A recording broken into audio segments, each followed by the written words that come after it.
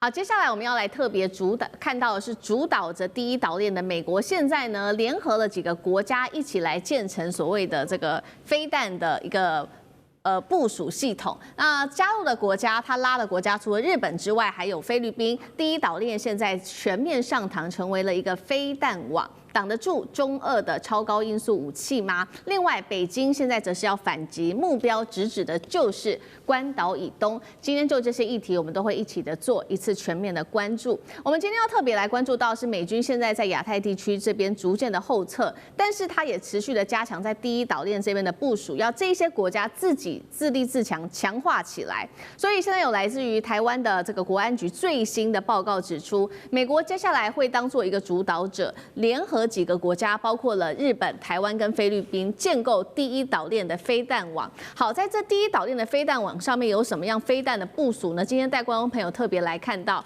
首先我们看到的是美军在这边的部署，接着我们会看到日本跟菲律宾在这边又各自有什么样的部署计划。美军在这边除了放它的提风中程飞弹之外，还有它的反舰飞弹系统。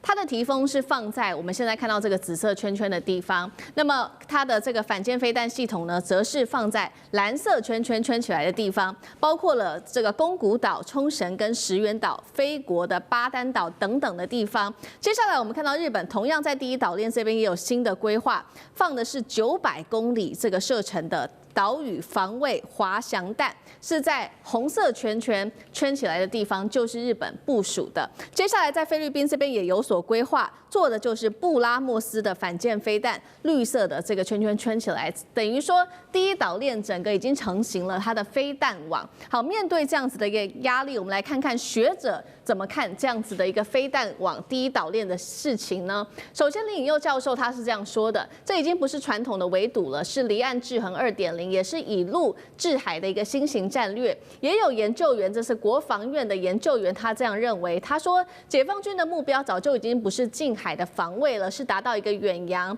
真正的战略就是要把美军挤出第一岛链，因为他知道在这边第一岛链他们接下来要特别关注的就是要整个压缩到关岛跟关岛以东部的地区。这时候美军呢，同样也在这个武器上面不断的升级。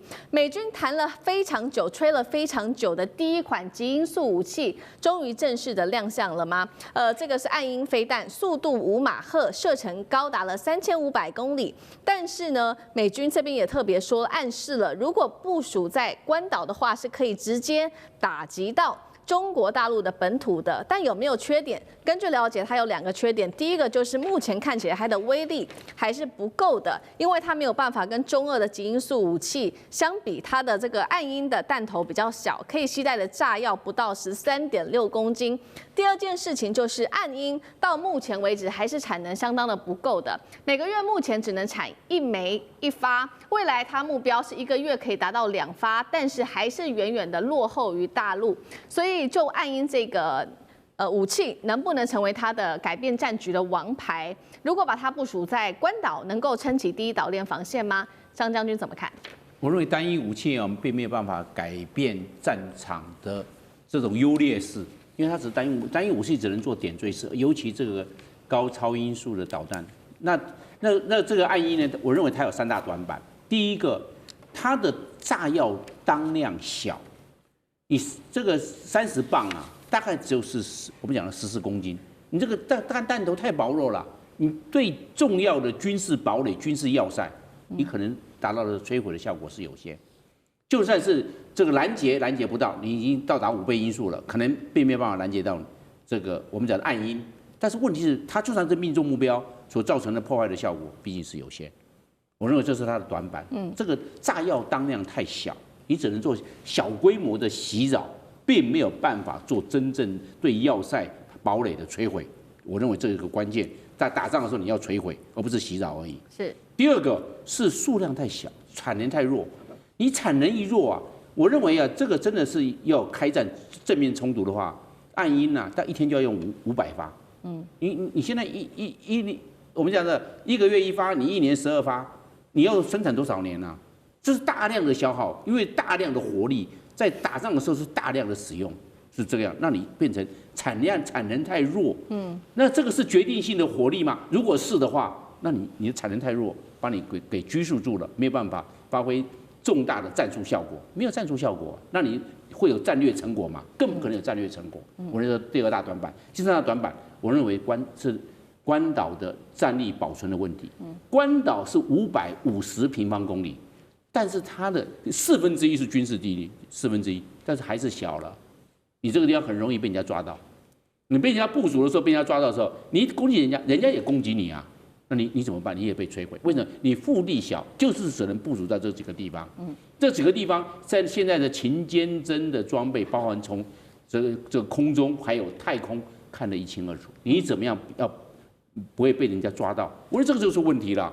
所以我们这样来看的话，它这个暗鹰出来，并没有办法达成一个对战场的这种重大的转变，因为你虽然可以说我的射程是3000公里，可以达到大陆的东岸的沿海，没有问题。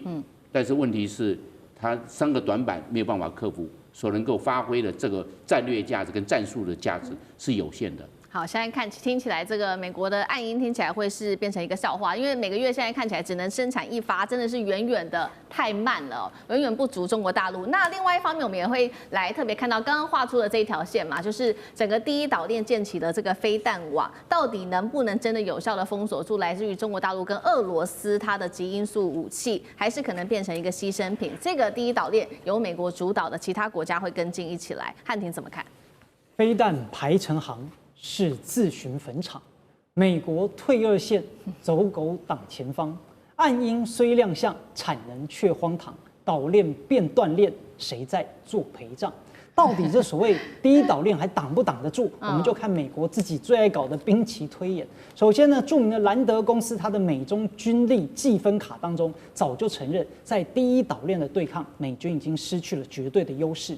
美国海军学院的分析更加的直白，大概就在2个月前，他认为解放军的区域拒止跟反介入的能力已经像铁桶一般罩住了第一岛链。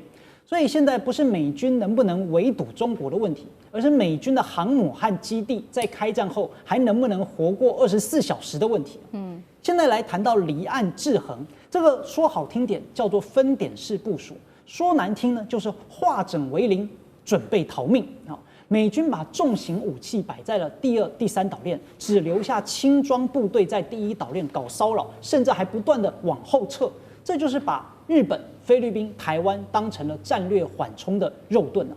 那刚才谈到的暗鹰，将军说的太对了，简直是军工业的笑话。第一，它是绣花针般的威力，对吧？这个暗鹰的弹头携带炸药不过才14公斤，什么概念呢？就一枚普通的155毫米炮弹炸药都比它多。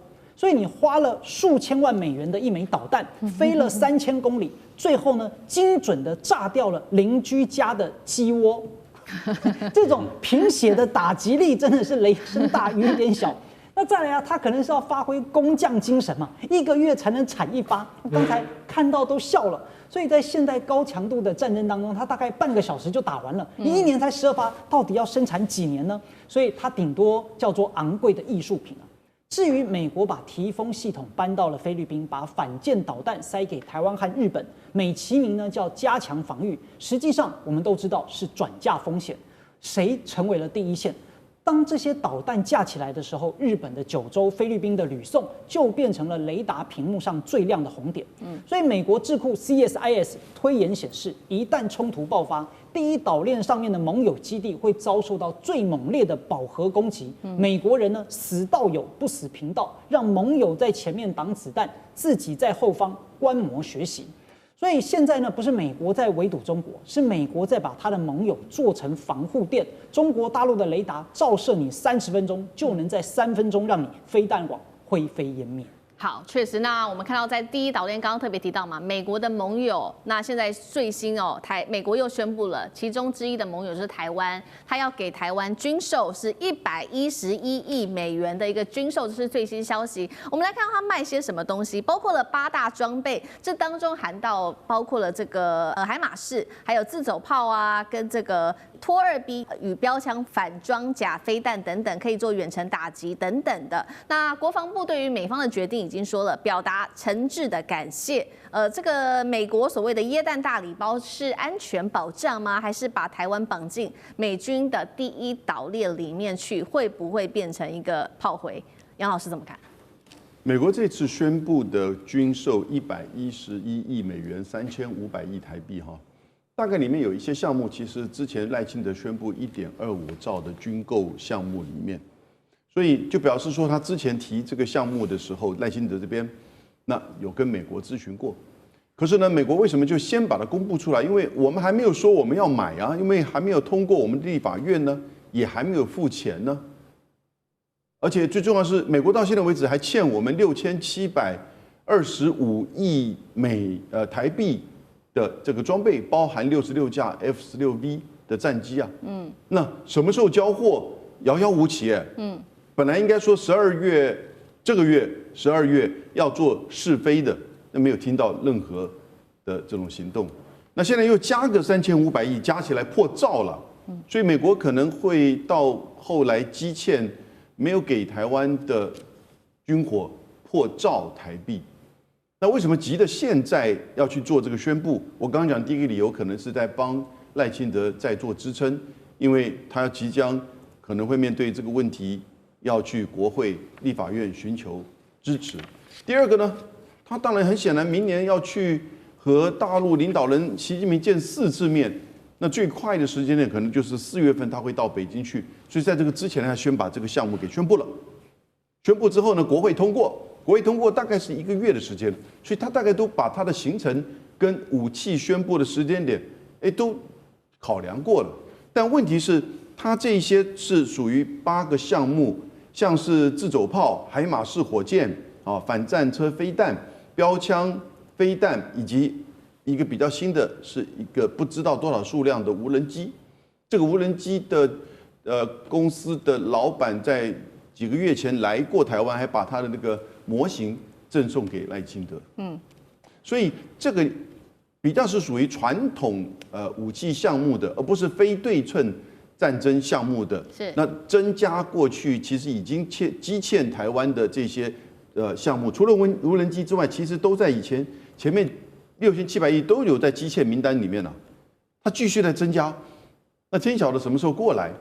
那因此，我是觉得这里面真的对台湾的防卫，他强调，如果说自走炮跟海马式多管火箭能够增加在跨区台湾的北中南跨区的相互资源能够有效的达成，我觉得这个不要再作文了，是如此吗？